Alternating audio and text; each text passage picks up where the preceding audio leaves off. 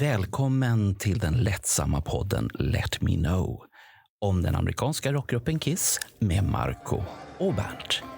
Nu kör vi!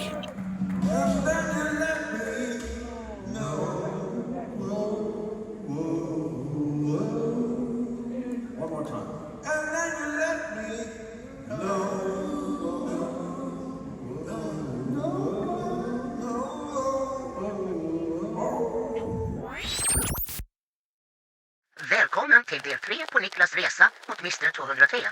Vi har precis hamnat mitt i reunion-turnén och avhandlat Stockholm. Så nu fortsätter resan. Och har du inte lyssnat på del 1 eller del 2 så lyssna på det innan du tittar på detta eller lyssnar på detta. Men om vi återgår till Niklas här nu. Du har sett, hur många spelningar vart det på reunion-turnén? Reunion-turnén tror jag 33 eller något sånt.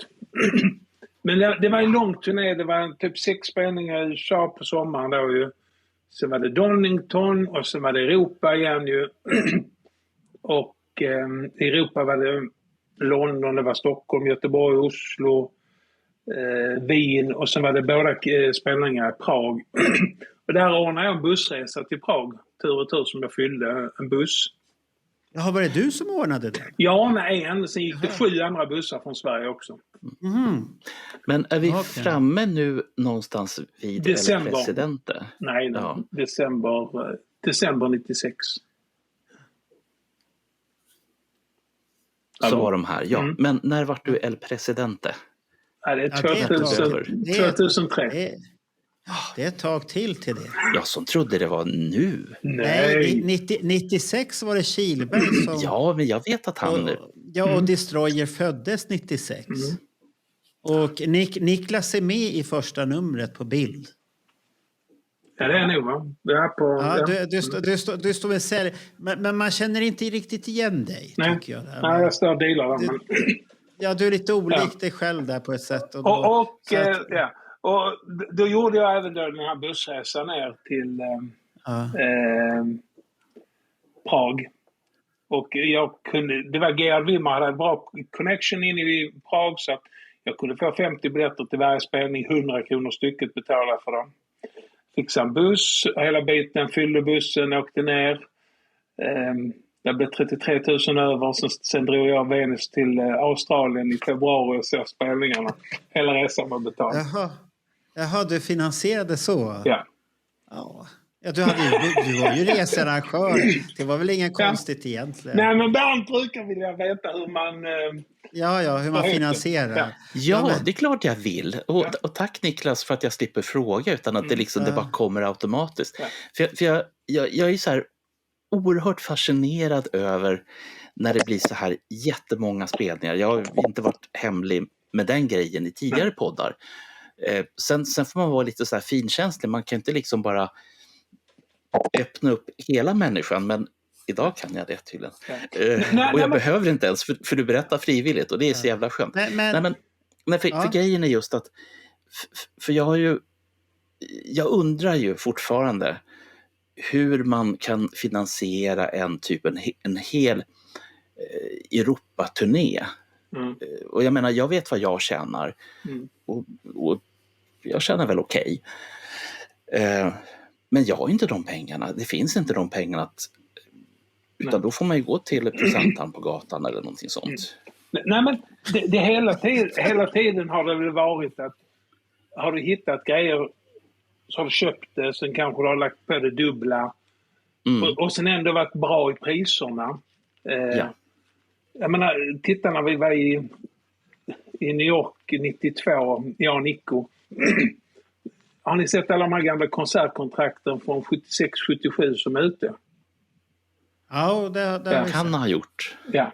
Vi har ju haft med sånt i Destroyer också här för mig någon gång. Ja, vi köpte 60 eller 70 av dem, en låda som kom från det här warehouset som försvann grejer från. $10 stycket, det är 55 kronor. Sen stod vi och sålde dem i London på Astoria på mässan där för 250 kronor. Jag menar, vi gjorde 4 gånger pengarna men fortfarande det är inga pengar. Vi köpte varsin låda. Alltså en låda, han köpte en låda till 77 Marvel Comics, jag 78 Marvel Comics. Jag tror vi betalade 30 kronor stycket för dem. Vi kom hem 92, så den för 150. Alltså vi var fortfarande skitbilliga. Men ni gjorde en förtjänst alla. Vi gjorde förtjänst, men allt gick sen in på att vi själv skulle åka runt. Och så hela tiden gjorde sådana små grejer. Och kunde fynda lite här och där. Och... Ja.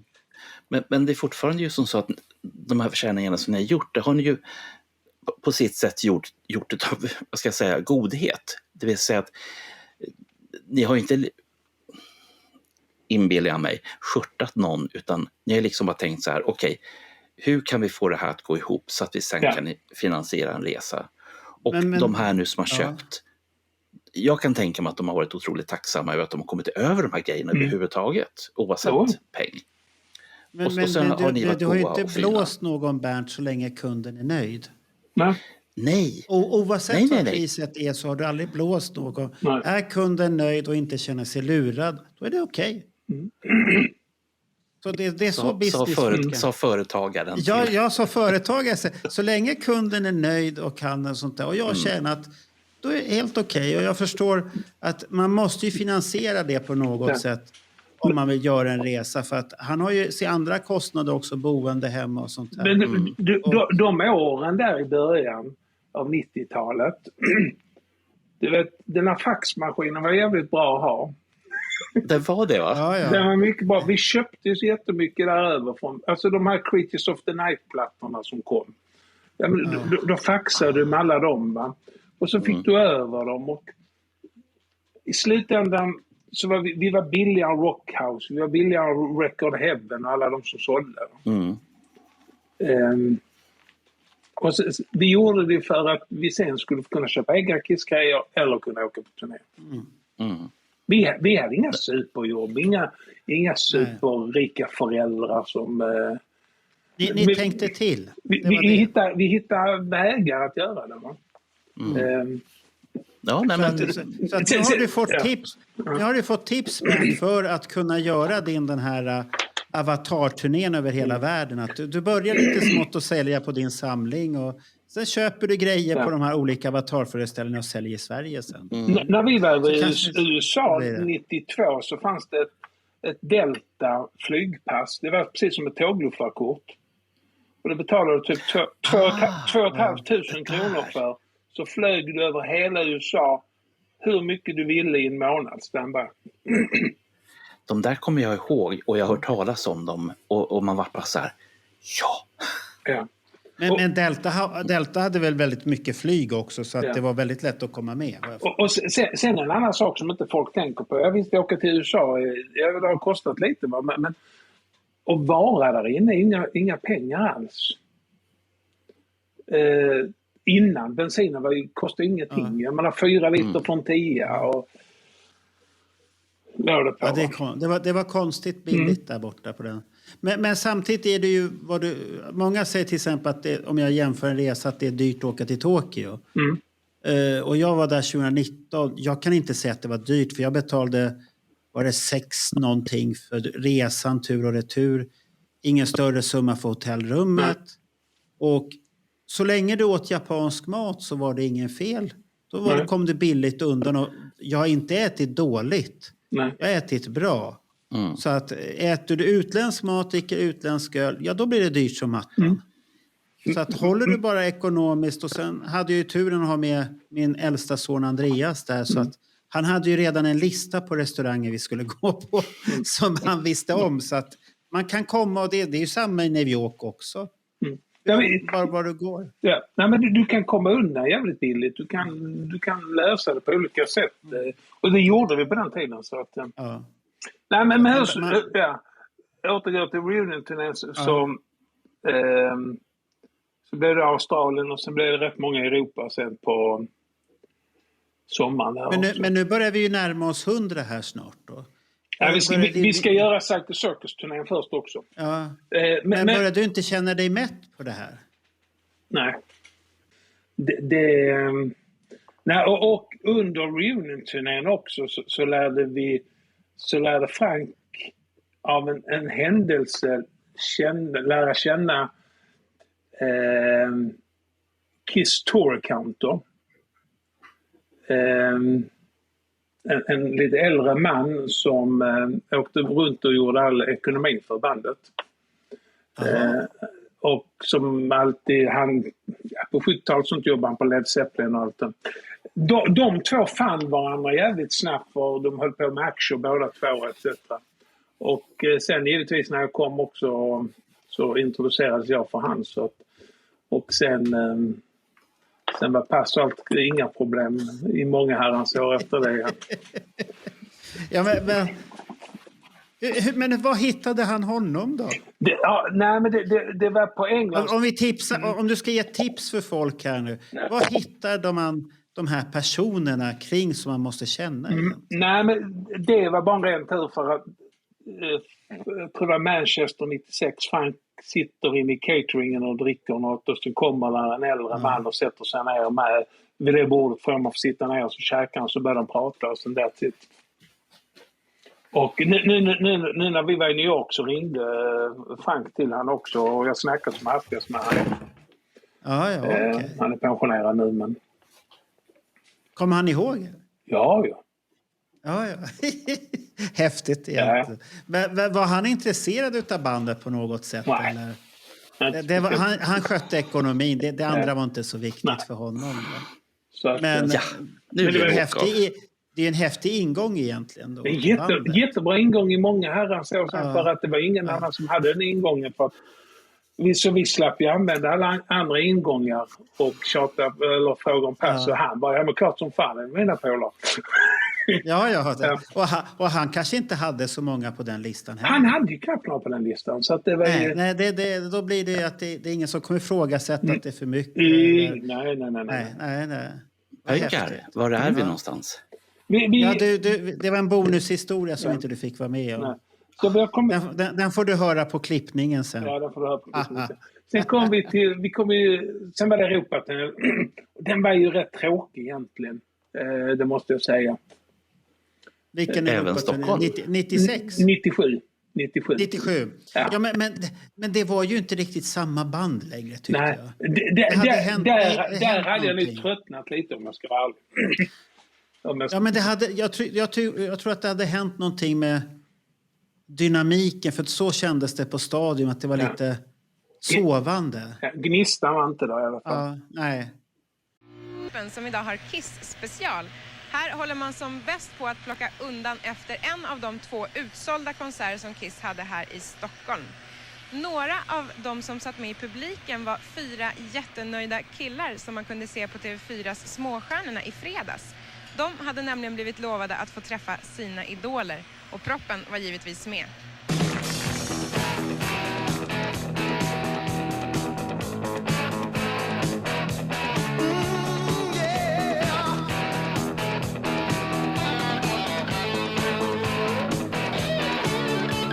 Hej på er, grabbar.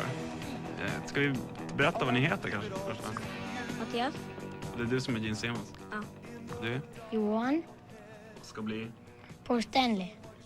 Och du då? David. Och vem kommer du bli då? Peter Quiz. Och du ska bli? Ace Frehley.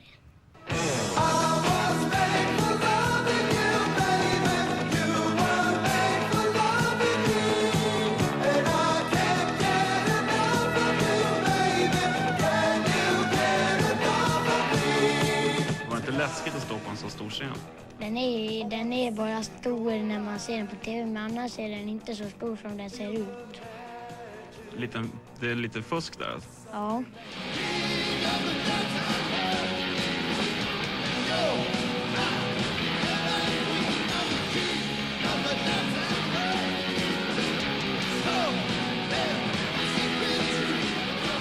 Hur långt det tar det att sminka sig så här? 1,5 timme. På Småstjärnorna tog det 4. 4 timmar? Ja. Fast nu tar det nog bara 2. Mamma och pappa är mycket snabbare än där sminkasarna på tv. Ja.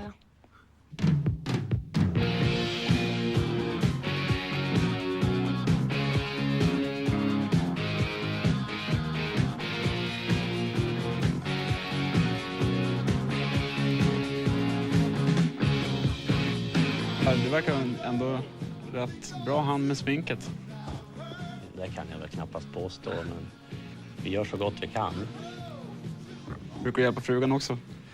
Nej, det får jag inte göra. Mycket träning har du krävt för att bli så här duktig? Och sminka?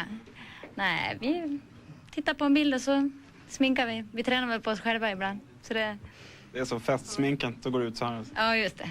Jag brukar se ut så här på lördag kväll. Vad ska ni passa på att fråga Kiss då? När ni träffar? Jag ska fråga... Det kommer inte jag ihåg. Är det någonting som du tänker fråga som du vill veta, tror du? Ja, får se om på Stennys pojke om han gillar Kiss.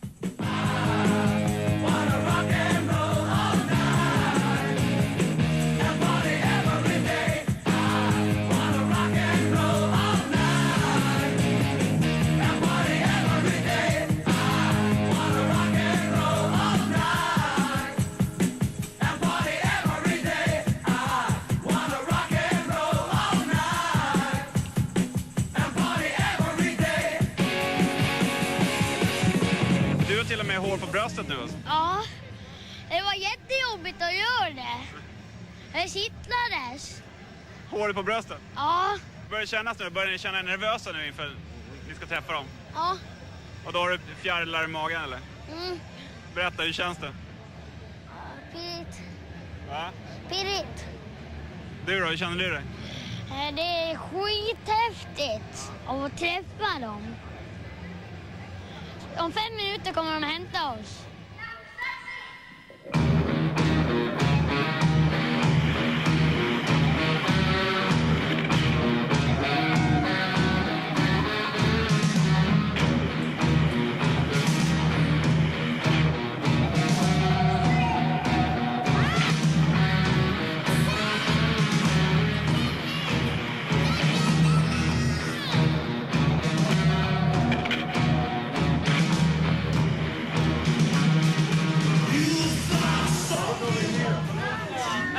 Hi. Are we taking a picture? Sure.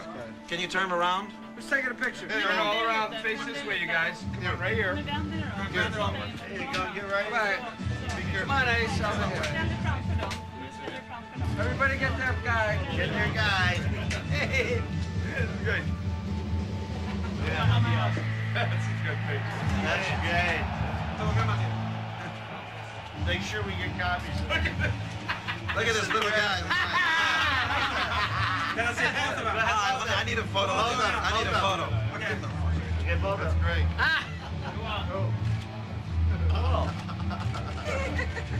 Pay attention. Interact tonight. Have fun. Have some fun, but kick some ass. So let's do it. Yeah!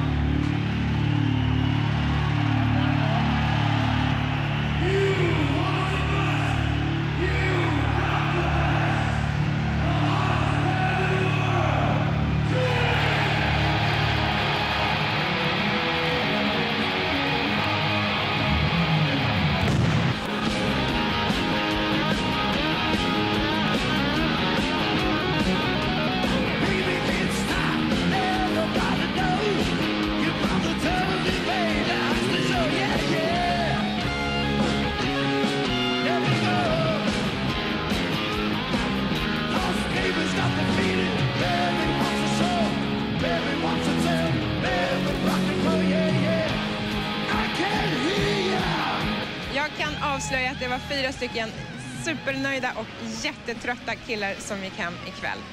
Och det var ju synd. Ja. Men sen tog det 1,5 år. Sen var det Psycho Circus-turnén. Och då gjorde vi så här att jag var över och Frank var faktiskt först över och så ett gäng spelningar. Boston och New York och etc. Sen åkte han hem och sen var han så jävla sugen igen. Så sa han, ska vi dra över och se 4 spelningar mellan jul och nyår?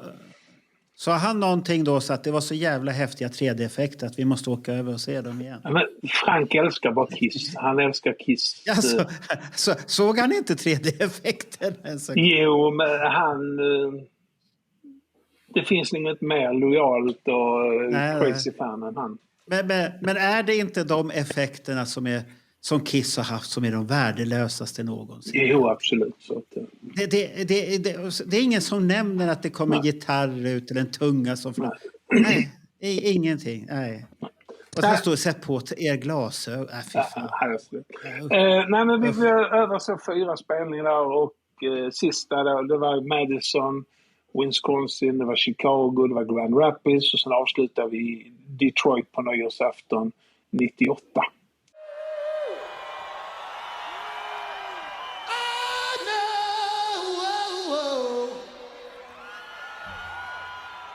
If we get this place just a little hotter tonight,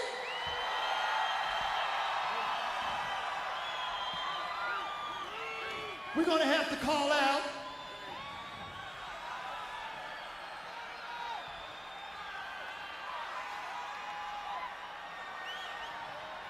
We're gonna have to call out the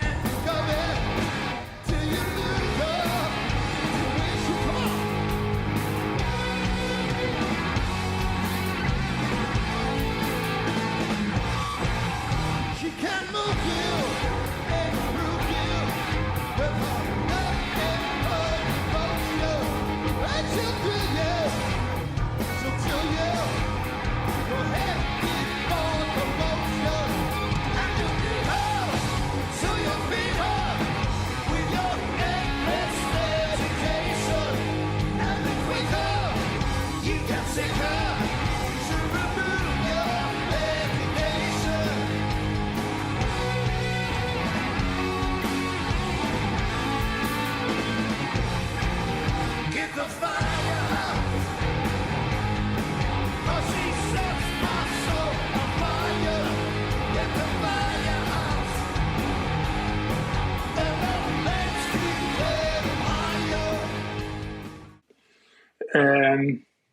Och sen var det Europaturnén här över då och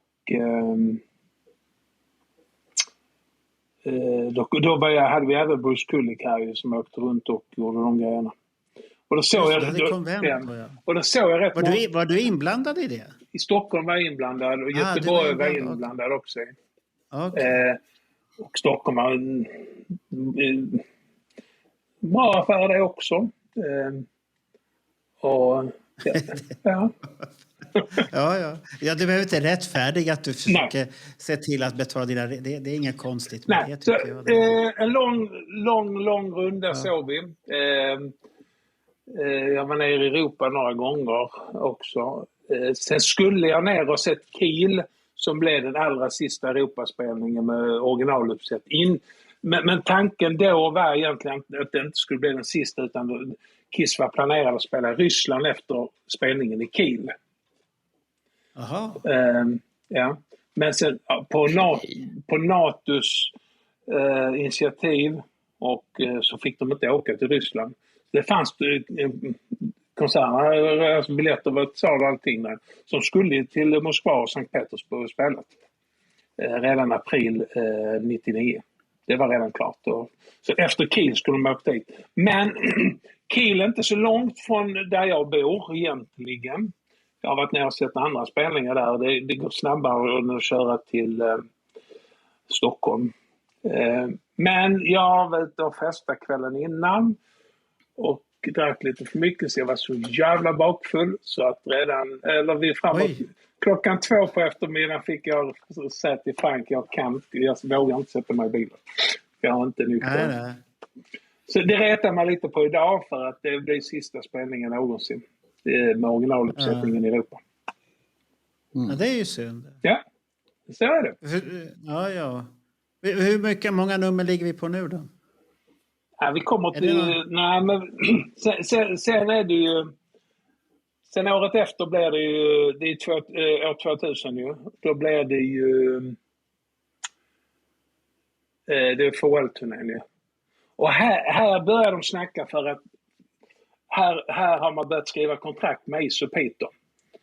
Och först skriver de på x antal konserter och sen fylls de på hela tiden. Ja. Så första dealen var egentligen bara att de skulle göra x antal konserter fram till sommaren.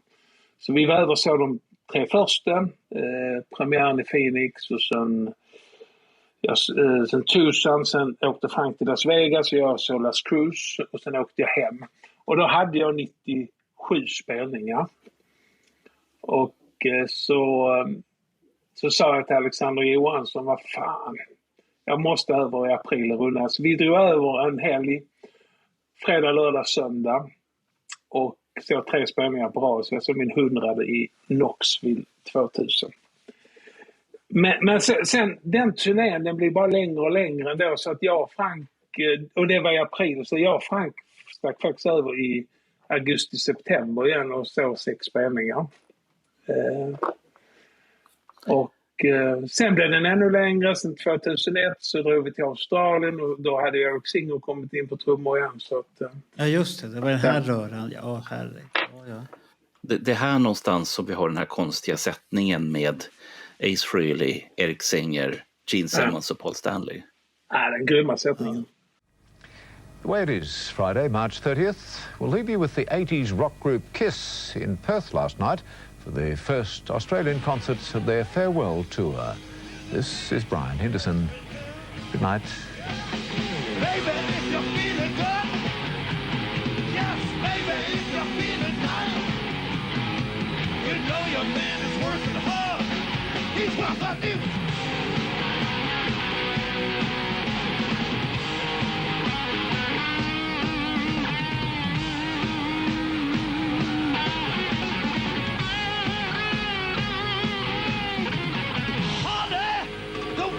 Cracker.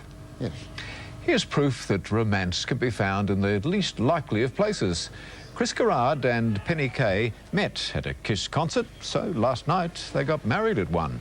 It was an intimate ceremony, apart from a few thousand strangers. You may now kiss in the traditional... The bride and groom dressed for the occasion, and there were smiles all round when it came time to take the photos. Of course, there were those jibes about the patter of little platform shoes.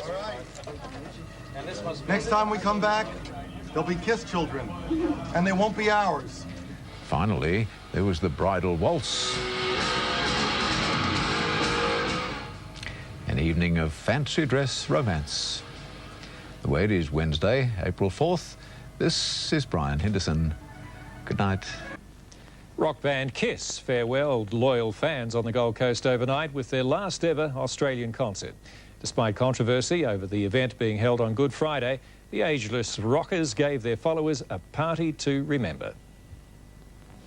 It was the legendary group's local swan song, their fans' last chance to say goodbye in style. Grown men wearing makeup and platforms seemed surprisingly normal. Baby, tonight is about doing whatever you want. There was no shortage of wannabes, young and old. I wanna rock and roll all night and party every day. I'm a second-generation Kiss fan, and believe me, there's a lot of us out there. From their backs to the backs of their heads, they expressed their devotion. This pair spent $600 each on their costumes. The end result, a sea of 20,000 black and white faces at Carrara Stadium. And they weren't disappointed. Fireworks, flying guitars, flying performers, and of course that tongue, not to mention 30 years of music.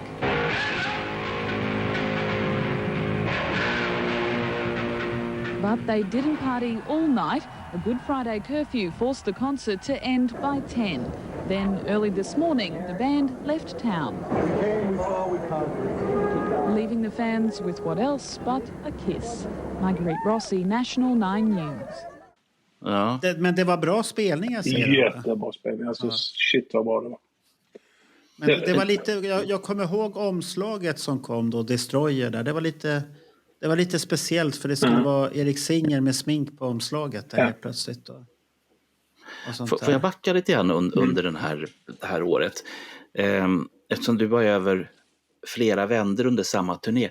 Förändrades turnén på något vis till bättre eller sämre? Hur var stämningen? Och, finns det något snabbt sammantaget? Nej, det vill jag inte påstå faktiskt. Alltså, de första 2 rundorna, alltså,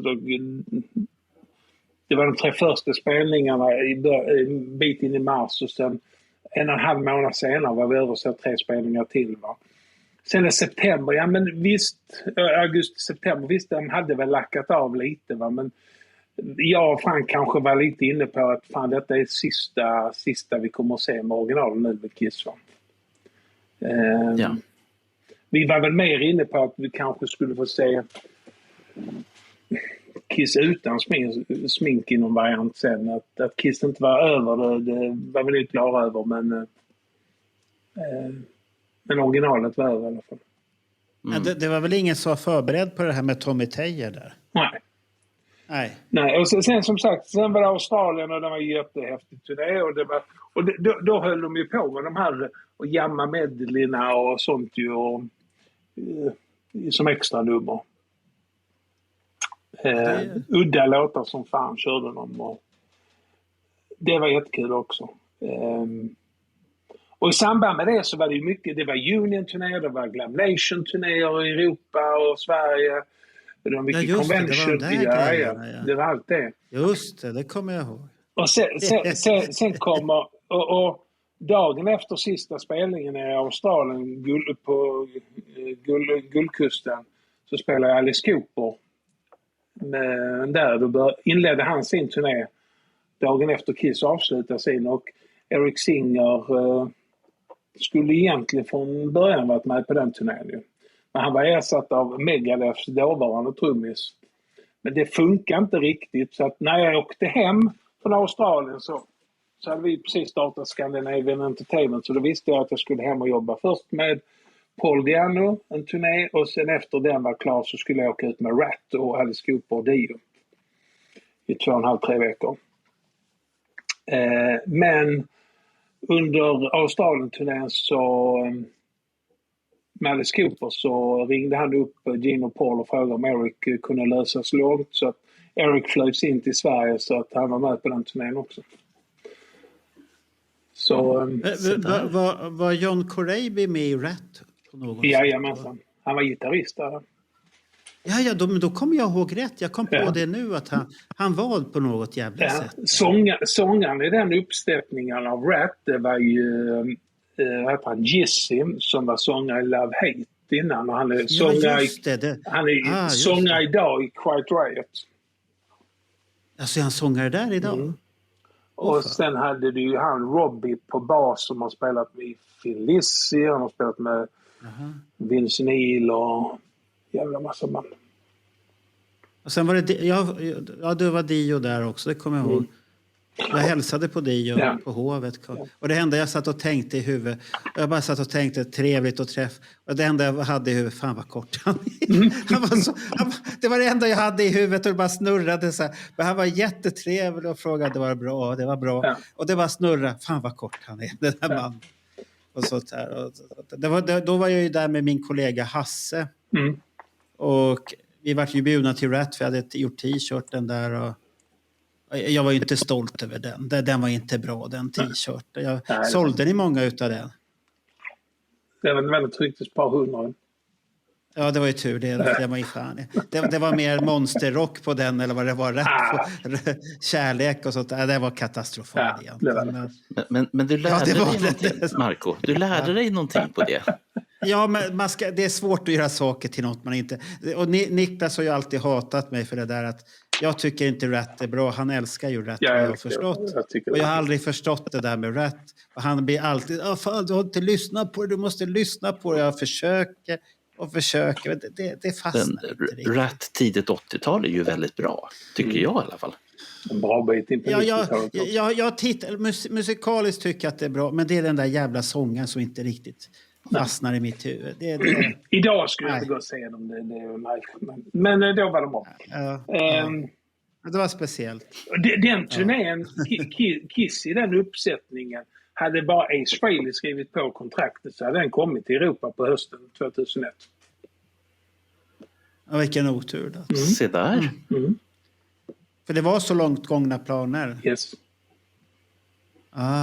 Okej. Men vet vi, eller det kanske vi gör, vet vi liksom vad det var som liksom tog gnistan? Nej, men jag vet inte, Ace skrev bara inte på mig.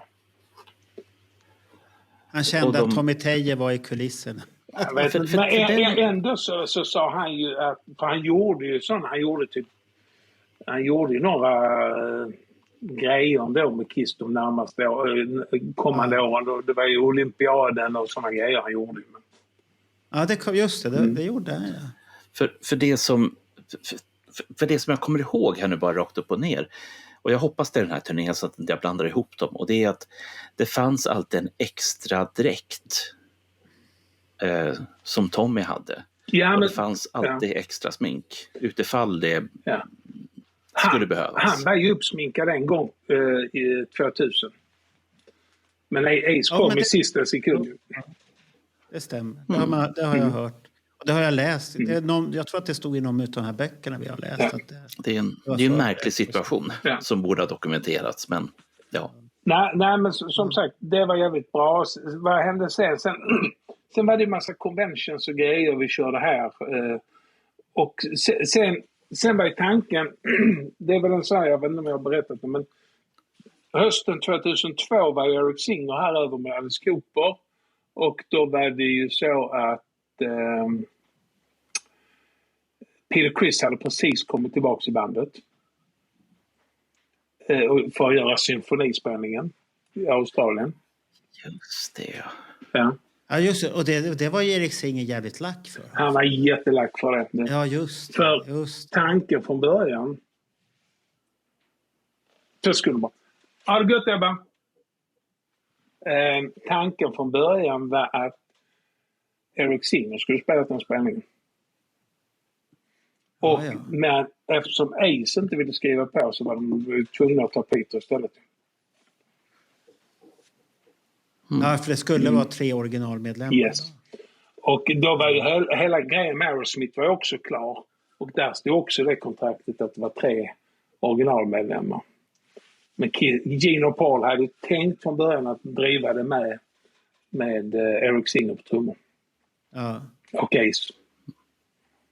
Men så fick de och i och med att inte Ace var med så var man tvungen att mer eller mindre slita in Peter Criss. Ace, i stort sett, Ace och Eric Singer ut, Tommy Teje och Peter Criss igen. Ja. Det är också en sån här, det är inget man tänker på så här långt i efterhand. Men det är en svindlande tanke. Det är det ju. Ja. Men Peter Criss kan ju inte ha tyckt om att ha Tommy Teje så nära sig själv där. Han hatade ju honom på Psycho Circus redan. Ja. Men i hans, man tittar på de här videorna som finns. Men i hans bok så säger han ju också att han förlorar rätt mycket pengar i samband med 9/11.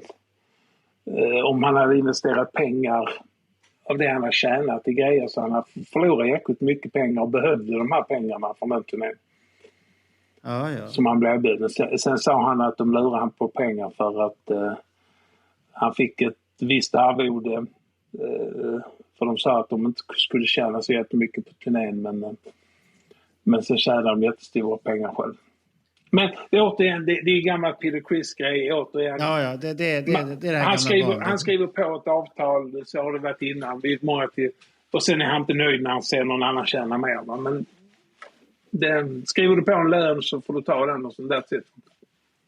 Ja, det är inte lätt. Jo, det vet vi. I alla fall jag vet. Men, och då förhoppningsvis är du nöjd när du skriver på den och sen får du ju... Sen finns det alltid en omförhandling, va? Jo. Men han har ju inte varit bra på det. Nej. Genom tiderna, så att det där vet vi om. Och sen, man kan älska Peter Criss på många sätt, men den biten, den avundsjukan, den gillar inte jag hos honom. Och sen att det är alltid andras fel att det går dåligt. Ja. Det är lite tråkigt. Ja, och på den, då var det, sen blev det den här World Domination med Aerosmith-turnén på hösten. Ja. Och då var vi över så 3 spelningar med den. Jag och Frank, och då var det en ny tysk kille som jag inte hade träffat innan som hette Olof Sulipski.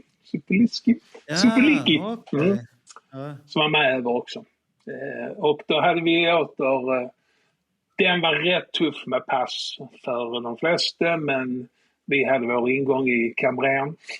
Jaha, okej. Det var där han kom till nytta. Där kom han till nytta igen. Ja, okej. Andra gick bet, men inte ni. Ja, faktiskt. Ja.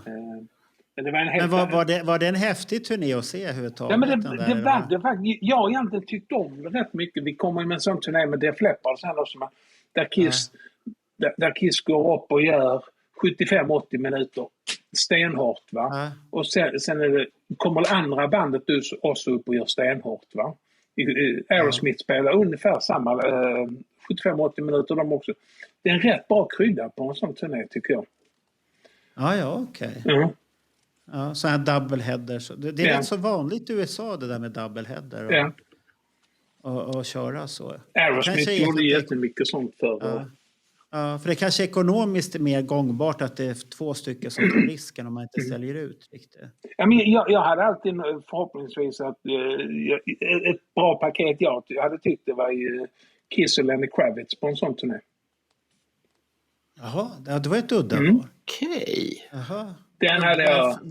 Varför då Lenny Kravitz där? Nej, men han drar lite av samma publik men ändå en annan.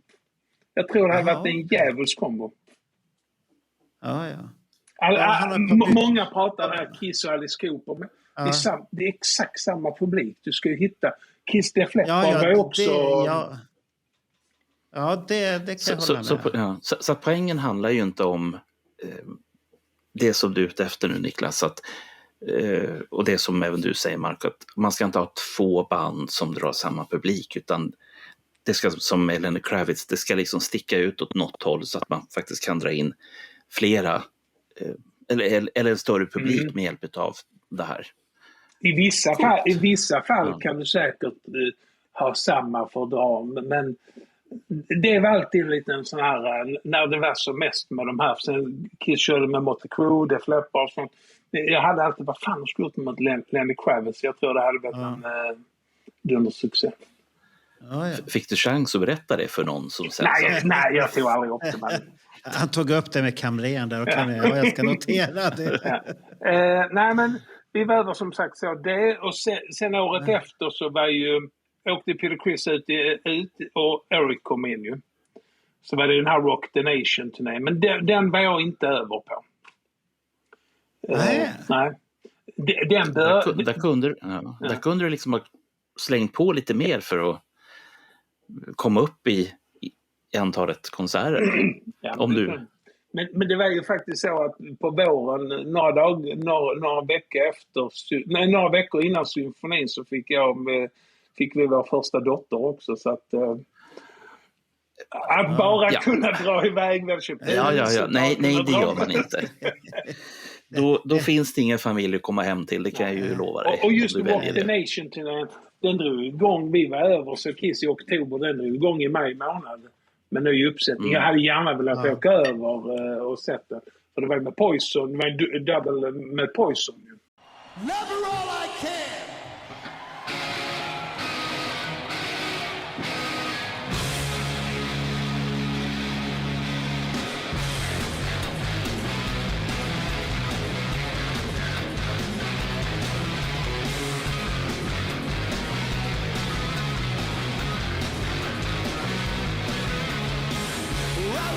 the times I was lonely without her.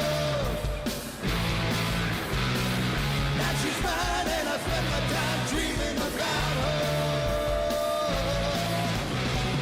Love her all I can and try and understand things that make her glad, the things that make her sad.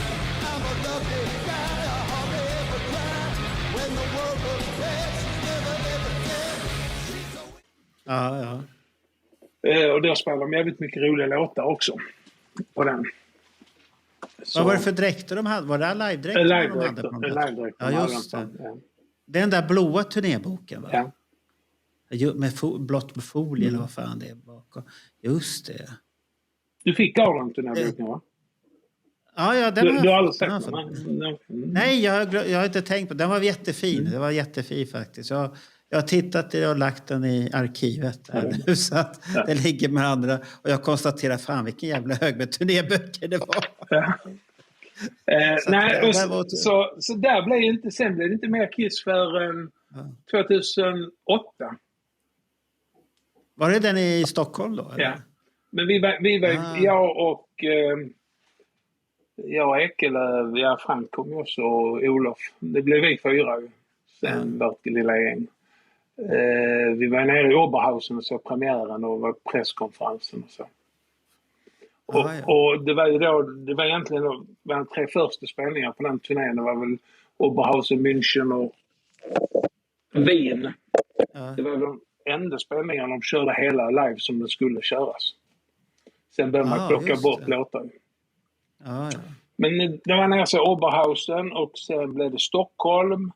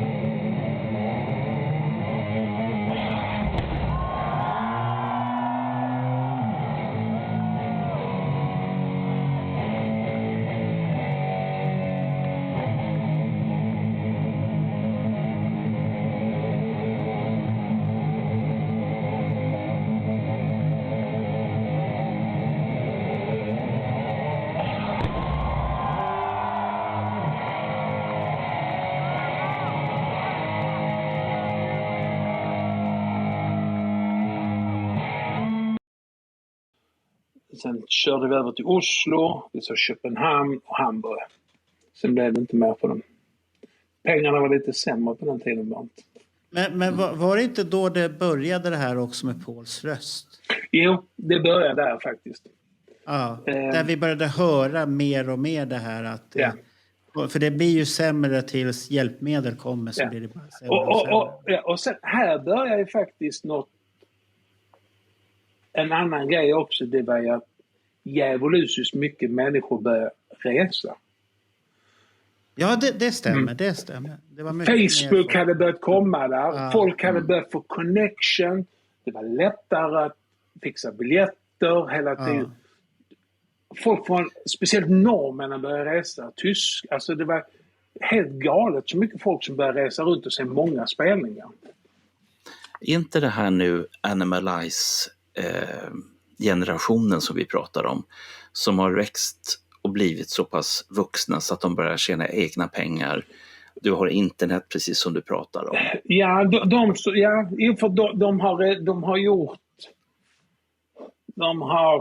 har gjort sina tonår, de har gjort, vi har skaffat familjer när barnen börjar växa upp. Vi börjar få lite pengar över, visst jag många som har småbarn just då, men hela internet kommer, det blir jättelätt att resa runt. Ja. Men samtidigt har du ju det här också att de hade ju inte varit på länge i Europa också. Det var ju 99 och sen 2008, det var en jäkla lång tid. Yeah. Så suget var ju, jag kommer ihåg, var det inte något event på Hard Rock Café? Ja. Eller var det 2010 det var ett event på Hard Rock Café? 2008 var det också, Johan var där och visade upp lite grejer på sin det var bok. där han visade första grejerna till Kiss i Sverige-boken. Det var lite festligt och vi satt och diskuterade där och så sa ska jag vara ärlig här nu och säga vad jag tyckte egentligen? Ska jag inte vara? För jag tyckte att det var lite beige, men jag sa inte det till dem riktigt. För jag tyckte så okej, det ska se ut så här. Det här blir säkert bra. Tanken var bra. Så tänkte jag bara så här. Ja, för man får väl se. Kanske man blir inblandad. Jag hade inte tänkt med det. Men de samlade ju fortfarande material. För de hade ju tagit över projektet från... Vad hette han som Kihlberg jobbade med? Kihlberg jobbade med någon. Med det där projektet. Och den namnet känner jag till och med igen. Oj, fan, jag kommer inte ihåg. Nej, jag kommer inte ihåg vad han hette. Det hände ingenting och så tog Johan Falk över det. Och Rickard var också med ett tag där. Ja, Rickard var med ett tag där. Och... Jag tror att för den som vill titta tillbaka på Band på söndagarna, det avsnittet där det finns en intervju med Johan Falk. Ja, jag tror att det är mycket name-dropping där för den som är... För det är inte flygare han heter, men han heter någonting åt det hållet, hör för mig. Det är något sånt här speciellt efternamn. Ja. Men jag kommer inte ihåg det riktigt. Nej, så det var spännande. Ja, så det var det vi såg 2008 i alla fall. Det är en rad händelser som gjorde att vi satte igång med den här boken. Och, en del bara hände, men jag hade funderat på det här i många år. Jag hade det i bakhuvudet i många år. Om att göra en bok om Kiss i Sverige. Men jag var ju med och gjorde Shout It Out och Still On Fire på 80-talet. Och jag märkte ju att det var väldigt kul att hålla på. Välja bilder och med research och grejer. Så att det växte ju det här med att man skulle vilja ge ut en egen bok. Så att jag hade ju en plan på att ge ut en bok, men då kom det 2 andra killar som skulle ge ut en bok. Det var Johan Kihlberg och Kent Klang. Sen fick jag höra att de tyckte det tog för mycket tid. Ja. Önskar att jag hade nog sett några spelningar till exempel de 2 kvällarna i Hartwall i Helsingfors till exempel. Men det blev inte det. Spelade de 2 kvällar i Helsingfors då? Ja. Och förskott? Sen året efter så då var jag och Frank, givetvis. Vi har sett över 100 spelningar tillsammans, jag och Frank. Vi var över och så ett par spelningar i Texas. Det var ju, de hade precis släppt Sonic Boom, men turnén däröver hette Alive 35 Sonic Boom. Jaha, det var någonting annat. Ja. De gjorde någon konstig variant. Jävligt bra spelningar var det. Det var det. Vi såg 3 spelningar över... Men sen kom ju Sonic Boom först 2010 till Sverige. Så ja. Sen kom så det var ju första gången de kallade Sonic Boom-turnén. Det var ju Europa-turnén. Ja. Det där flygplanet på affischen. Ja. Bowie 74. Vad tänkte den som gjorde den där affischen? Det var egentligen, om man ska dra... De släpper Sonic Boom 2009. Ja. Men när de kör en bra stor turné i USA, det var första USA-turnén på många herrans år.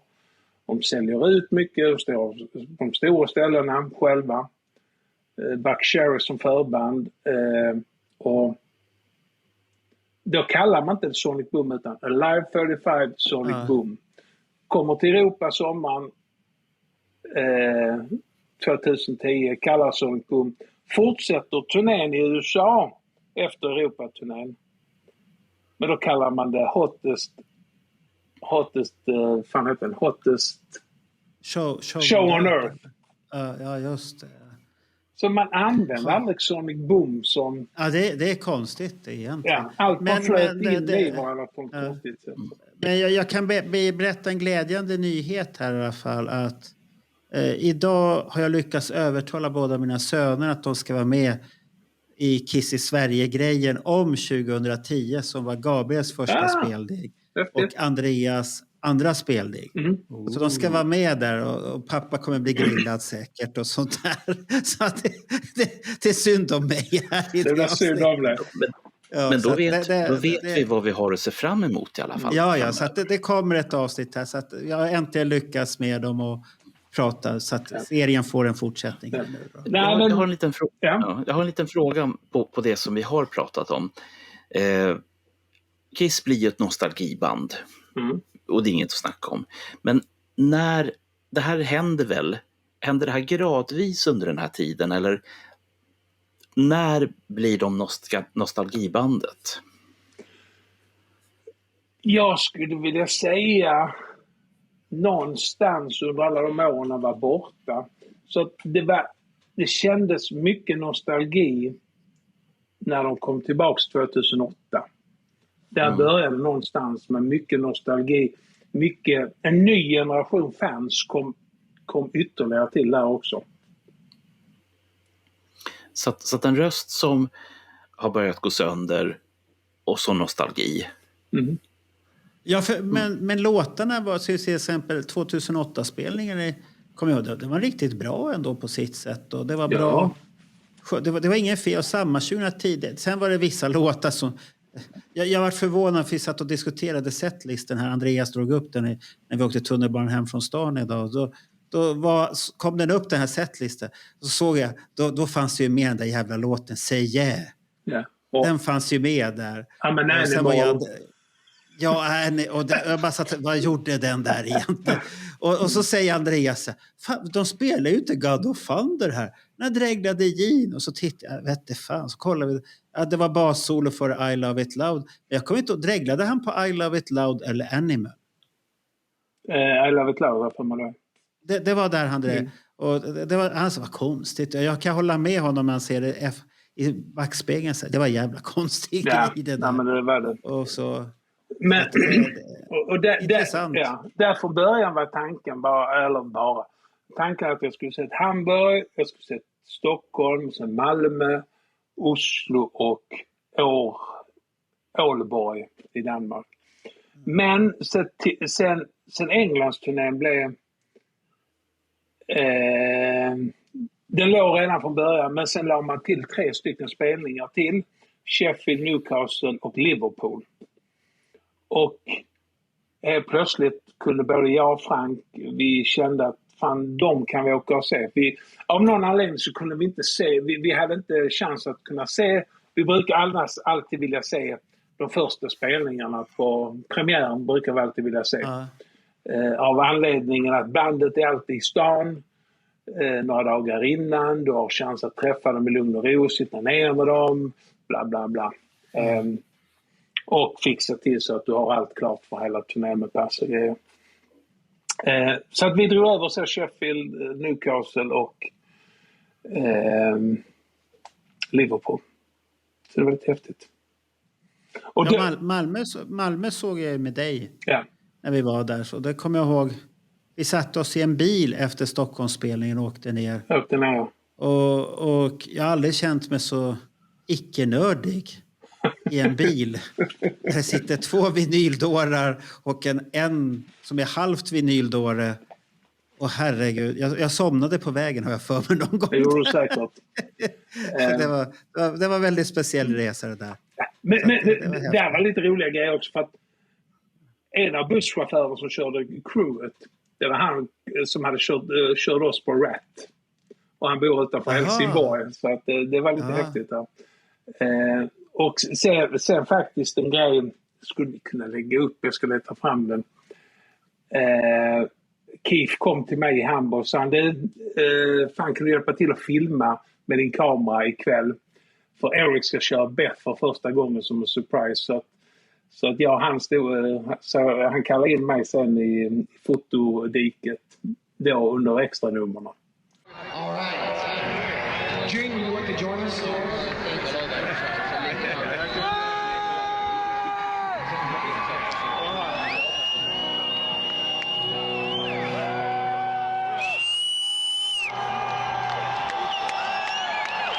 want you to all get your lighters. Your lighters in the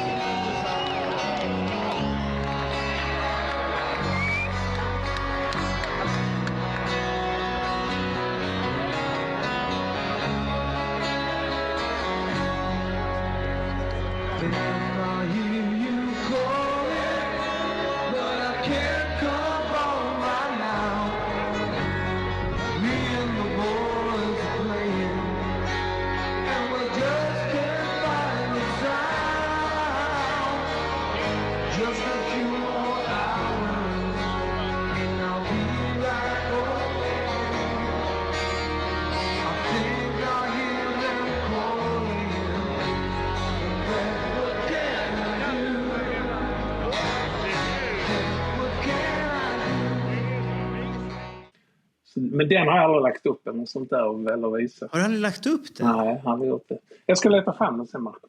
Den måste du leta fram till oss så ska vi lägga upp den på vår YouTube-kanal. Det ska vara häftigt. Nej, men så det då. Sen, vad hade vi sen var det 2011. Då var det bara Kiss Cruise. Det var första rundan där. Det var väl då det började alltihop? Ja, det började. Och den åkte vi på. Det var jag, Ekelöf, Frank och Olof som åkte på den. Vänta, då kommer frågan här igen. Att få räkna och inte räkna. Räknas de konserterna? Ja. Är det så? Ja, men det är ju spelningar. Ja. Men betyder det att alla spelningar där de uppträdde tillsammans under cruiset räknas? Mm. Det är en unplugged och 2 sminkade. Är det inte det alltid? En unplugged och 2 sminkade. Yes. Okej. Så då blir det 3 inte stycken. när de har den här frågestunden, det är ingen konsert. Nej. Så den går bort. Det behöver du inte oroa dig för. Men allt det andra är ju konsert. Fast var inte på första Kiss Cruise den här unplugged att de hade ett schema så önskade publik. Jag för mig att man hörde på vissa videos. Och sen har det blivit testa mer grejer faktiskt. Ja, för sen vart det mer uppstyrt.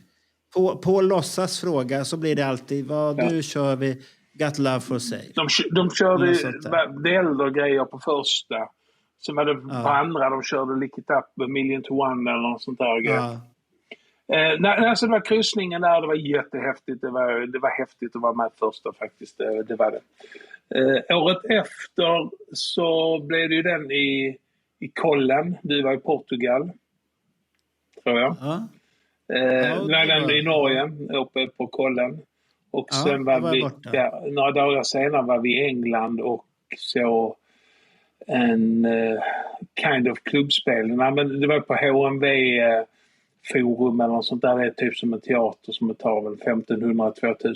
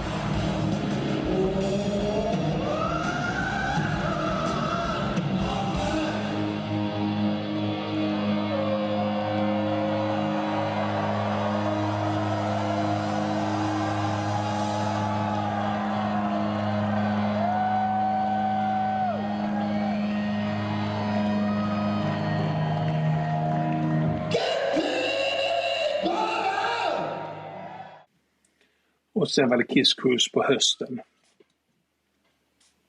Så. Och då, det var inte så mycket turnerande egentligen. Nej, det var det inte. Men sen körde de med Motley Crue efter det i USA. Det året. Så att, och den var jag inte över på. Sen var det premiär på Friends Arena 2000, Monster. 2000, Monsterplattan kom egentligen 12 kom den ju. Sen 13 var det Friends Arena och då... Det var Spindeln då? Det var Spindeln, ja. Och då såg vi också... vad heter det? Hela repetitionen där. På Friends dagen innan. Ja, men det kommer jag ihåg att du pratade om att nu håller de på där med Spindeln. Ja.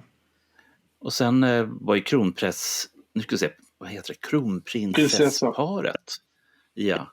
Ja, men var det några ni fick? Nej, det var 17 faktiskt. Det var inte 2013? Det var 17. Ja, det var Tele2. Det var Tele2. Ja. Men den var inte så lång, den turnén. Jag tror fan det var bara 13 eller 15 spelningar i Europa. Ja. Jag såg den, jag såg Sweden Rock, jag såg Finland och så Köpenhamn också. Sweden Rock var väl den med presskonferensen, va? Ja, och när Spindeln stannade. Du var här. Det var ju en fiasko och Paul lät inte bra. Och det var sista gången jag har varit på Sweden Rock och jag tappade lite. Det var så jävla trångt. Ja. Det var inte samma festival längre. Du måste ju stå förberedd flera timmar innan ditt band ska spela för att komma någonstans nästan. Du kan inte göra som det var förr i tiden, bara komma lite senare och så kunde man komma nej, nu var det kört. Ja. Det var som en jävla mur bara så här, alltihopa där. Och sen den här spegeln. Spindeln, den har jag ju hört så många gånger i så många poddar där antingen Mark har tagit upp det eller så är det någon annan. Ja. Så att men presskonferensen däremot, den var rolig. Ja. Där var vi. Så att det var häftigt.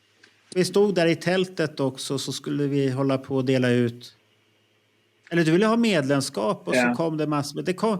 Det kom ju trummisen, Snowy. Ja, han kom ju förbi där. Ja, och sen hade vi Tommy Tejer hade ju en sån signering också i ett tält på gitarrer. Var det på samma? Jajamensan, det hände rätt mycket. Ja, just det. Det har jag bilder på. Ja, just det. Sen året efter var det ju, då åkte vi över så Def Leppard-turnén. Och Alexander. Hur många konserter ligger vi på nu ungefär då? På Def Leppard-turnén så är jag min 150. Okej. Du har ett effektivt på slutet här sen då? Ja, men det är för att det blev pandemi. Men sen, Kiss har ju varit där hela jävla tiden. Ja, det har de ju varit. Ja. Det har de varit. Men det är väldigt effektivt på sista åren att du har åkt väldigt mycket på turnéer där. Ja. Det är inte så att de här 200 började hägra. Jo. Ja, det var ett härligt svar. Tack Niklas att du var härlig. Sista i förra året var det. Men vi kan väl dra de här åren rätt snabbt, för de har vi rätt närt in på. Sen 2015 var det en Europaturné på sommaren som inte kom till Skandinavien. Nej, just det. Den var bara nere i Europa. Ja. Just den var jävligt bra. Var det den som var på Rock am Ring och festivaler och sånt där? Men man kan hitta på YouTube och sånt här på massvis med men vi såg ett par inomhusspelningar och sen vi var i Spanien, vi har varit 2 i Spanien, i Prag och sen 3 i Tyskland. Jättebra spelningar. Var det då spanjorerna började boka dem rätt så mycket? Ja, började där. För innan dess var det inte så himla mycket innan Spanien. Men sen började det bokas väldigt mycket till Spanien. Ja. Sen där började det snackas lite om avsked, att det skulle snart komma. Och så 2016 blev det. Då gjorde man den här Freedom to Rock-turnén i USA. Och då var vi över så 3. Jag såg 3 spännande, de andra såg några till. De var över lite innan mig. också en jävla bra turné, men det var ju typ Lost City, bara annorlunda, lite mindre städer. För Live Nation trodde inte på det, för att redan där började man planera inför kommande. Redan då tänkte man att end of the road. Och sen var det kryssningen där hösten också. Det var där med Creatures of Night-grejen. Den vill jag inte missa. 18 var det också, det var ju stendött. De gjorde de här Spanien-spelningarna. Jag var nere och såg Madrid-spelningen. Och sen, ja. Vet vi varför det vart så här 15 och 18? Att det liksom bara vart en skvätt? Jag tror de hade turnerat så jävla mycket. Men man ville hålla igång det för att alltså en turné som End of the Road, alltså den ligger i pipen kanske 1-2 år innan minst. Och man vill väl hålla igång, man fick lite erbjudande, man vill hålla igång lite crew etc. hålla dem igång med inför vad som skulle komma. Nej, men för det jag framförallt tänker på det är att man inte turnerar exempelvis att man åker upp till Sverige. Eftersom Sverige har ju ändå varit ett av Kiss starkaste festen sedan långt tillbaka i tiden. Men samtidigt hade man ju turnerat väldigt mycket. Ja. Jo. Så att jag tror att man hade förlorat den här de som går på konsertpubliken bara för att det är roligt att få se någonting. Alltså, jag räknar inte med oss fansen, för att fansen är ju där, men det är ju bara en viss procent utav publiken, och det är ju de som är medlemmar i vår Army och allt det här. Och det är de som följer poddar, de tittar på Destroy Alive, de följer Alex. För det är ett visst... vi är inte så många som vi tror egentligen. Nej. Du måste nog ha ett spännande koncept för att locka människor gång på gång, va? Och det duger inte med smink och eld och rök och bomber. Inte om det kommer varje år. Det är inte 70-talet längre. Titta när Iron Maiden var här nästan varje år. Men de får ju tvungna att hitta på ett nytt koncept varje gång för att sälja det. Ja, då blir det ju Peace of Mind och Somewhere in Time och allt det här. Man ska hylla och skifta om i låtlistan och mycket. För det är ju någonting som jag aldrig riktigt har begripit mig på. Och det är liksom att suget efter Maiden är större än efter Kiss. Men den haken kanske inte jag ska sticka ut. Jag tror det finns en enkel förklaring för att det är ju... Det har blivit ett väldigt stort band och det är en lite bredare publik som har det bandet från början, och den hårdrocken är väldigt traditionell. Och sen är de ju väldigt duktiga på att bjuda på sig själva i olika varianter. Det inte är bara samma setlist så här. Det kommer en ny turné och då har de skakat om rätt så mycket. Och då säger nu spelar vi bara gamla låtar. Nu spelar vi bara nya låtar. Och sen blandar man in de här nya skivorna. Och då ska man turnera med nya skivan helt plötsligt. Och de spelar ju rätt så många låtar från de skivorna också. Så att det är mer variation på dem. Det är väl ungefär som Bruce Springsteen, att det är variation. Gubben är där, men det är en jävla variation på låtar. Det har ju aldrig Kiss haft riktigt. Men nu kanske, om man tar mig, jag kanske blir halshuggen av Maiden-fansen, men finns det något band i den här storleken som har så fruktansvärt tråkig scenbyggnad som Iron Maiden? Jag passar på den. Jag säger så här, de var spännande på 80-talet. Jag kan hålla med dig. Den är byggd precis på samma. Du ser inte bra. Jag menar, det var någon turné nu här om året. Vad fan, det var ett skynke framför Nico McBrain, så du såg för fan inte trummisen på hela spänningen. Nej, för att han var lite instängd där. Han har ju varit där inne i alltså... Nej, jag vet inte. Jag har aldrig tyckt om deras... De var mer visuella på 80-talet, tycker jag. Ja. Om du tittar på deras scenbyggen då på 80-talet och gå in och titta på deras konserter som finns, så var det häftigare scener på den tiden än vad det är idag. Nej, jag har aldrig tyckt om det. Så att det är lite annorlunda. Ja, men nu är vi framme vid 2019. Och då går End of the Road igång. Den kommer vi avhandla i nya Destroyer också, som är på G. Men här hade jag absolut ingen plan på att nå 200 ens. Jag trodde aldrig jag skulle nå det, så jag har aldrig haft det riktigt som ett mål. Så jag har åkt över våren 19 så 2 spelningar. Vi skulle precis separera här hemma också och skiljas. Så vi behövde komma iväg, och sen på sommaren så såg jag faktiskt 10 spelningar i Europa. Först var jag så 4 stycken i Tyskland och sen Sweden Rock direkt efteråt. Hi, Anton here from Force Sound. I'm here backstage from the huge festival stage. We have CC Top in the background, and we have Tommy Thayer, and we have Eric Singer from Kiss with us. How you doing, guys? You have Kiss in the foreground.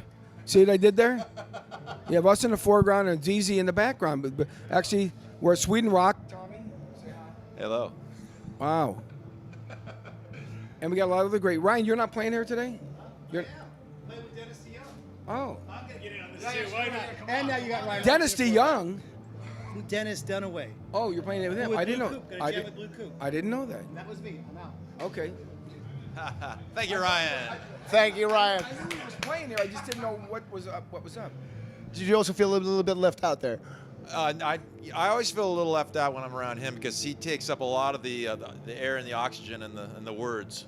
But I'm standing close to you. I'm close to the mic right now. So. Perfect. The thing is that you have so little time, because I heard from the guys like, yeah, they have like a minute or something. Is it always like that with your touring? Well, sometimes it is, but since Ryan didn't show up, I've been here for 2 hours looking for Ryan, and he was nowhere to be found. And then all of a sudden, Steve goes, Eric, Ryan's here. I finally found him. I'm like, I'm just about to start getting ready with makeup. And I said, okay, since Ryan's my old friend, I had to come through.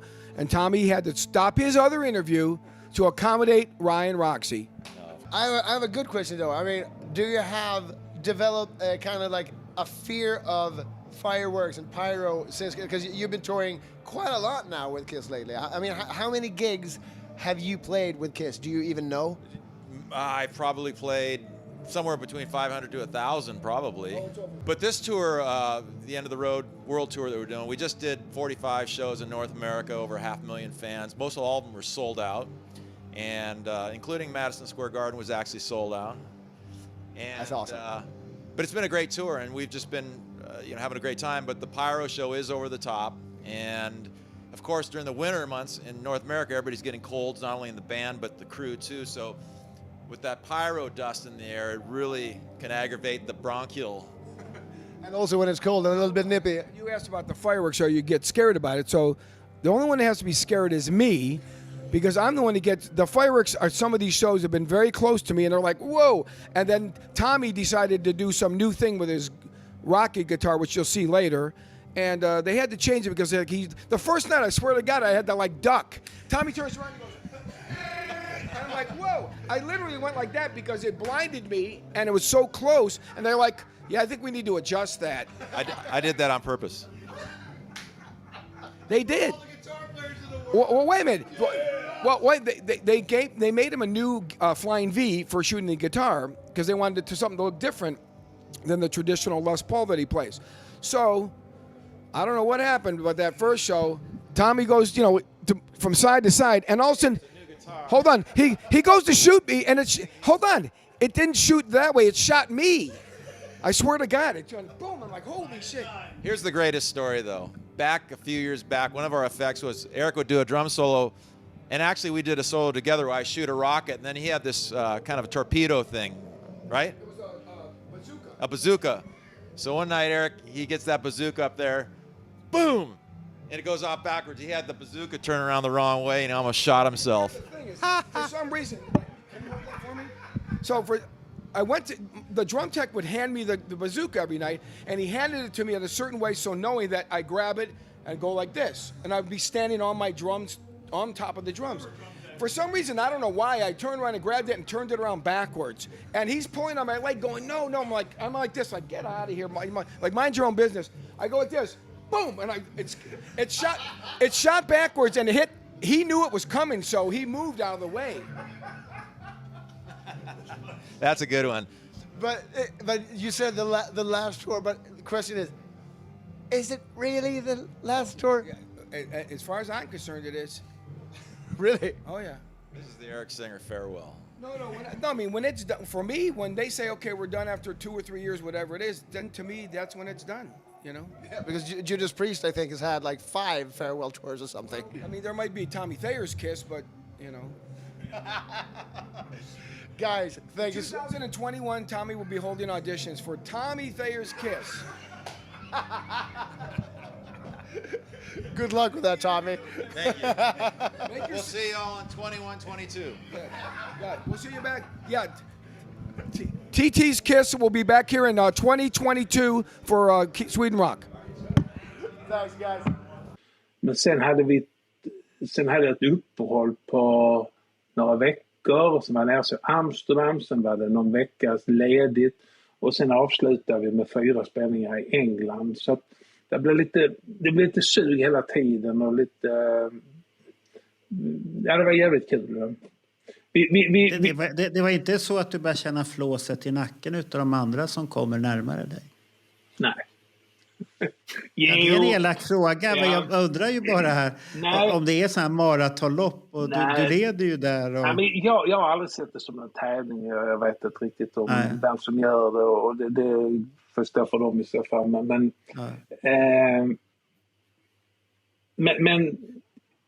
vi ville ju gärna se Glasgow för vi trodde ju att det skulle kunna vara den sista Europa någonsin.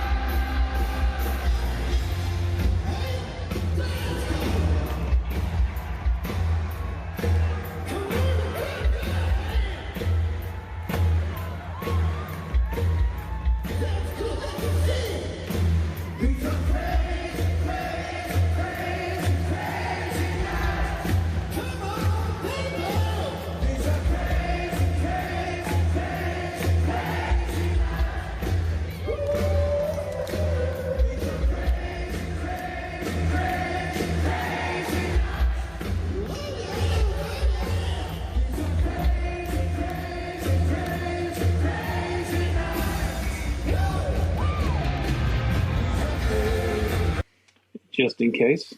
Men vi blir rätt snart varsla om att en Europaturné tillkom. Eftersom de bara spelar på Sweden Rock så sa jag tror fan inte för att de kan inte göra en avskedsturné och inte spela Stockholm. Nej, så, och mycket riktigt så skulle de ju komma till 2020 också.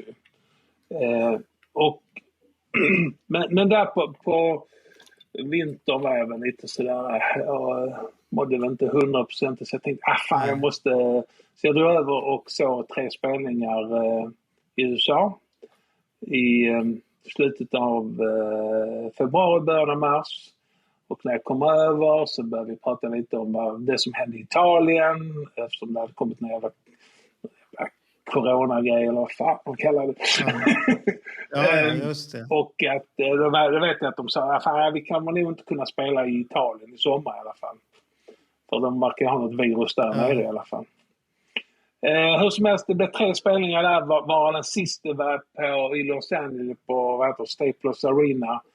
Och det blev en liten hyllning till Kobe. Han basketspelaren som dog i Kobe Bryant. Ja. Han hade ju bara dött. Den olyckan hade ju varit några veckor innan, bara typ 2 veckor innan, så det var en stor höjning. Och Paul är ju en basketfantast. Ja, Paul och Eric älskar det laget ju. Ja, han gillar det. Ja. Det har jag förstått. Och sen gjorde vi Kiss 3 spelningar till, eller 3 eller 4 efter det. Ja.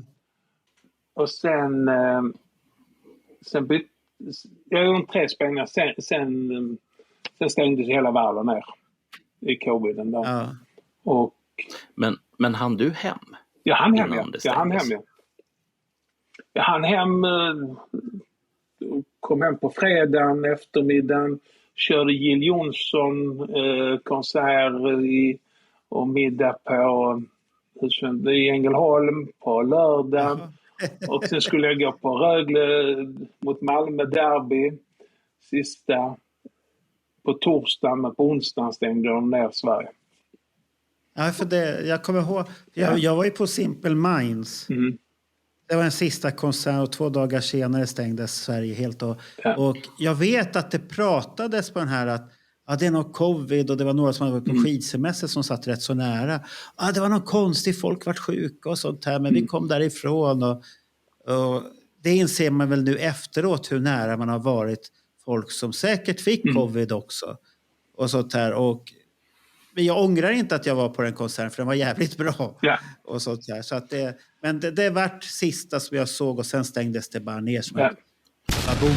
Och sen, det året blev det som vi har i närtid. Det blev det bara rulla på. Och sen var det Dubai-grejen och sen 2000... Var du sugen att åka till Dubai? Nej, faktiskt inte. Inte? Nej. Det var inte. Vad tyckte du om den spelningen då? Där och då, för då var det väl jävligt häftigt att se något så. Vi hade ju nästan ett år utan att vi hade fått göra något och se något. Och det var ett jävla konstigt liv vi hade just då. Var var vi på väg? Det var ingen som visste med världen. Jag tror att man uppskattade det då, men tittar man nu i efterhand så är det rätt så... Ja. Det finns ingen publik och det är rätt så dött. Det står lite folk i någon jävla balkong. Ja. Nej, men så var det, va? Det är en jättekonstig grej helt och hållet.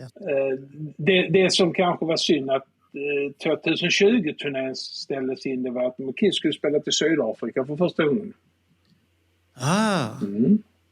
Där för det här har vi haft upp, eller snarare jag har sagt att jag tycker fortfarande att det är märkligt att de inte var på den kontinenten överhuvudtaget. Just det. Och det skulle de gjort 2020 efter Europaturnén. Ja. Och då var det mycket snack om Israel också, att den skulle in, men den fanns inget datum på den. Ja. Men sen 21 så hände det heller ingenting. Nej. Det var ju bara den här turnén kaos i USA och kryssningen som du fick vara 3 veckor i. Ja, vi har hört den historien från Kjellén. Att man ens ger sig ut på det, jag förstår inte. Man är hängiven. Ja. Och sen kom vi till 22 och då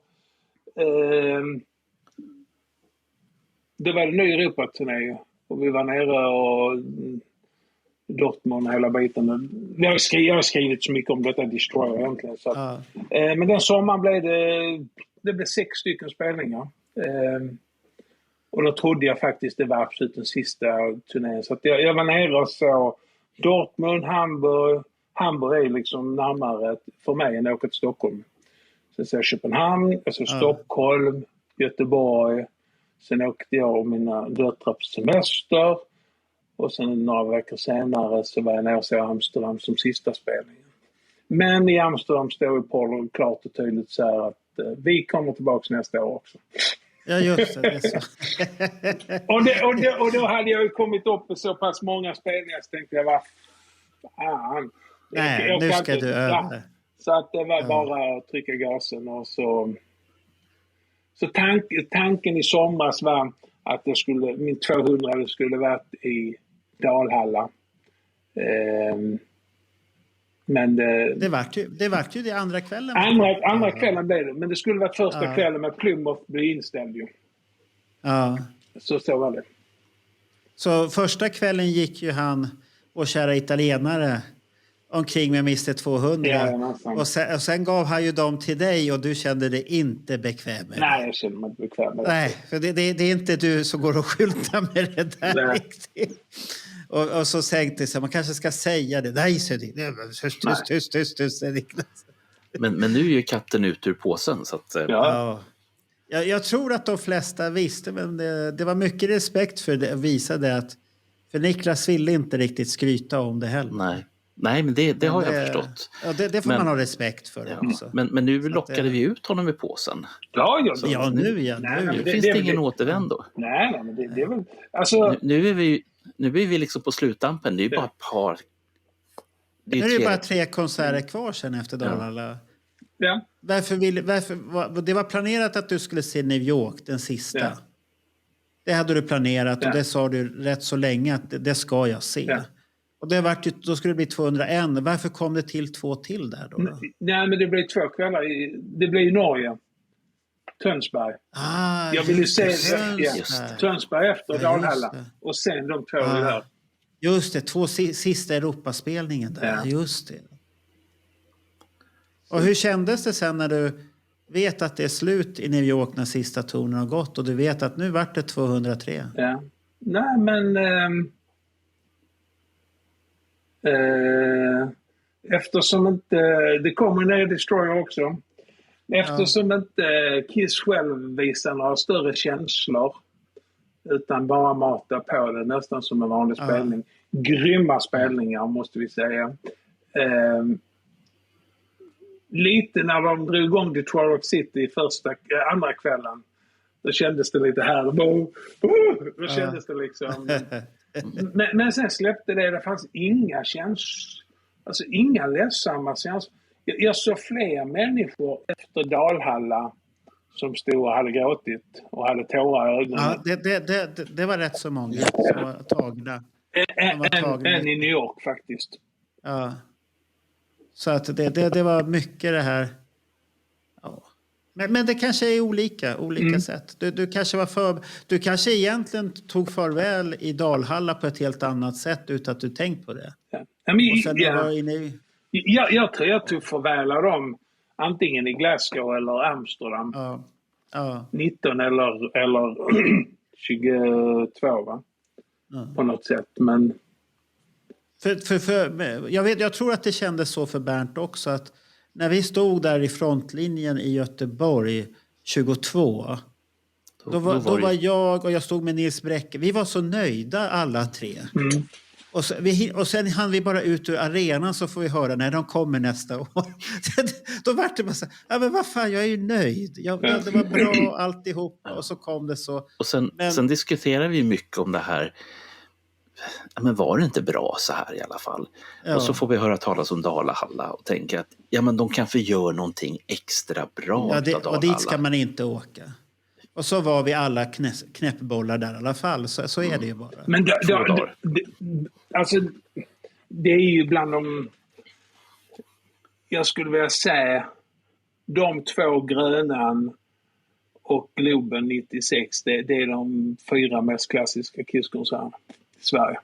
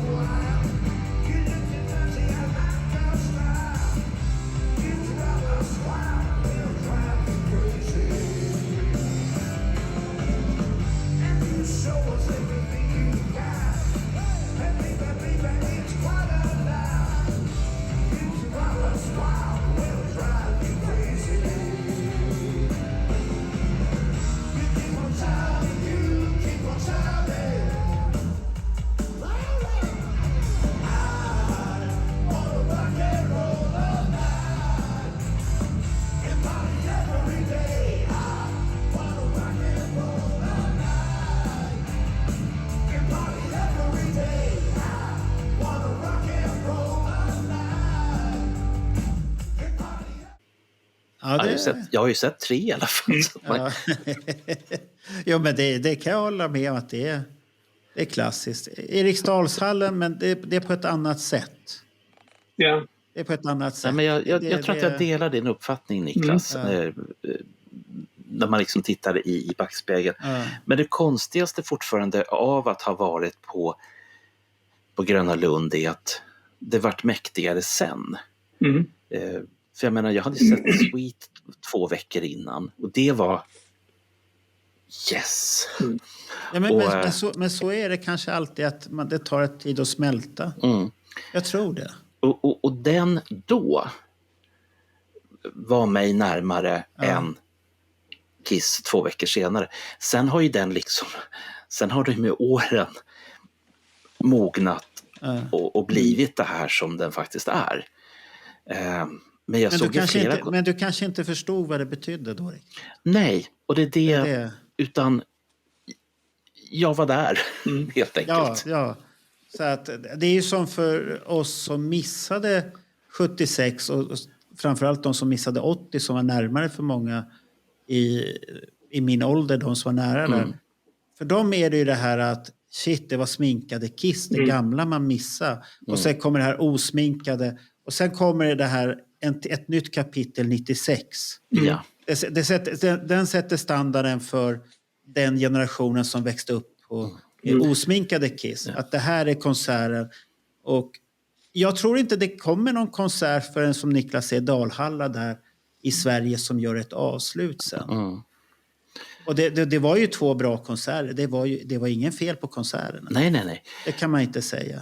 Och stämningen var ju så skön när sista kvällen och alla var där ner och det var så glatt. Och det roliga var att man kände ju så mycket folk där. Annorlunda spelning, annorlunda ställen vad vi var vana vid. Nej, men det var kalasinramning. Så att, Men Niklas, du som vet mer i alla fall än vad jag vet. Jag är jättenyfiken på hur resonemanget var i de här innersta kisskretsarna kring Dalhalla. För det fanns ju ett skäl till varför man valde Dalhalla istället för att man tog Friends Arena eller någonting sånt. För att man ville vara på ett ställe som var annorlunda. Men det som fortfarande förvånar mig är att man åkte dit, man gjorde 2 konserter, men man gjorde ingenting liksom med arenan, utan man gjorde sina spelningar och så var det klart. Jag tror det ligger lite hos Live Nation. Jag tror Live Nation sa så här att vi tror inte riktigt på att kunna sätta Kiss i Göteborg och Stockholm igen.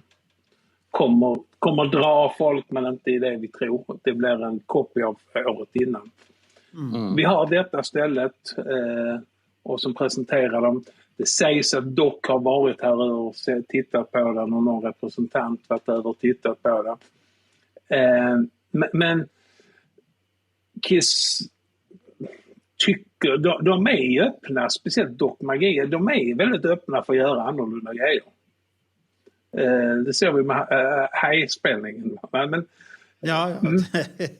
de har aldrig varit rädda. Nu hörde inte jag, vilken spelning? Hajen. The Shark Tour. Alltså Hajen, ja. Shark Tour. Yeah, I know. Glöm inte bort det. Nej. Och jag tror, och sen kan man presentera en ekonomisk plan för dem. För att vi ska också veta att med de biljettpriserna så kan man själv räkna att det omsätter ju, varje spelning omsätter ju mer än en fullsatt Skandinavien nästan. Så kan det vara. Ja. Vad kostar den? 1500 kronor biljetten kostar den. I Skandinavien kostar 800. Det är skillnad på 700 biljetten. Det är nästan det dubbla. Men Och så vet de ju om att det finns ju så många Kiss-tokiga.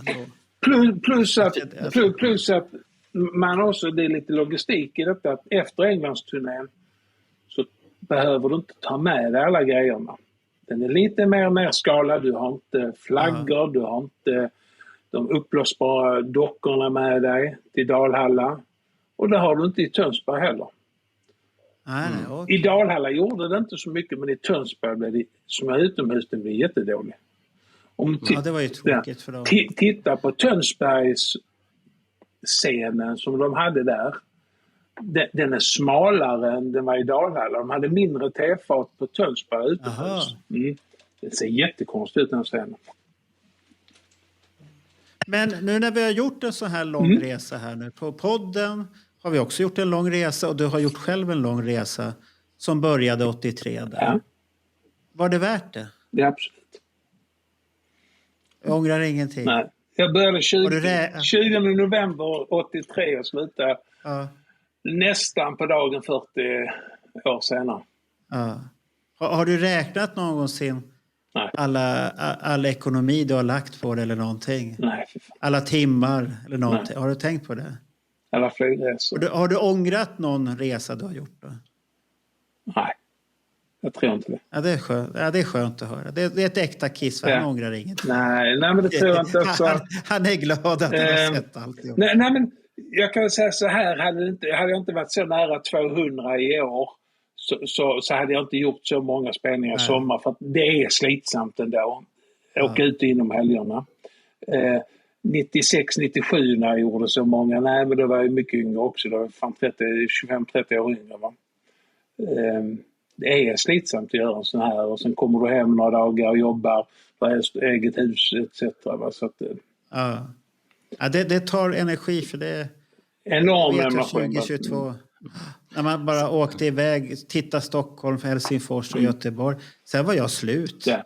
Och så kom jag fram till att så här långa rutter, det kan jag glömma bort och följa banden. Men sen de sista 10-15 åren så har vi har alltid prioriterat kanske se lite mindre spelningar, men bo på bra hotell och etc. Lägga pengarna där så att du har allt det runt omkring dig som du måste. Som gör det bekvämt också. Ja. Det som jag tänker på också, att när vi pratar om tid och ork och hela den här biten. Vi har inte pratat mer än en mening om Kiss Army Sweden eller Presidente.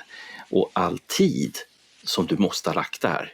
Jag vet vad jag la på 70-80-talet, vilket då blir ingenting mot vad du har lagt eller måste ha lagt eller kommer att lägga. Ja, men det ska han inte prata om nu.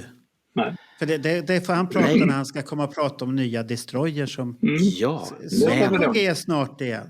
Då kommer han. Är det en paus här då? Det är en paus då. Så att, men den kommer snart. Det är väl planerat. När hade du tänkt släppdatum för den? Nej, men att den ska vara ute i brevlådan någon gång i mars månad, va? Det tycker jag. Shit, då får jag börja jobba hårt igen. Ja, men det kommer grejer snart. Det kommer grejer snart, okej. Ja, men det har kommit rätt mycket bra grejer. Jag vet inte om jag har fått svar på... Men det händer, det roliga är att det har ju hänt väldigt mycket i Kiss-världen, fast Kiss har slutat så har det ju hänt mycket. Ja, men absolut. Det är ju ingen hejd på nyheterna. Nej, och sen har vi det enda det jag tycker är lite tråkigt som det syrar, och det kommer vi nog har vi diskuterat i en bandjournalen här då, men det är det här med Ace som är så frispråkig, och allt har ju bara att göra med en albumrelease egentligen, att man är så frispråkig. Ja. Och säger och tycker det ena och det andra. Det blir lite konstigt tycker jag också. Var lite frispråkig hela året. För han är ju sur på hela bandet nu igen. Allt är då. Och speciellt Tommy Thayer. Ja. Det har han ju fått mycket skit för. Så att men det får vi tacka, och vi kommer ju ha ännu mer historier utav dig. Är det tänkt med en ny serie vi har planerat. Och då ska ju du komma och gästa oss tillsammans med Johnny Fredriksson.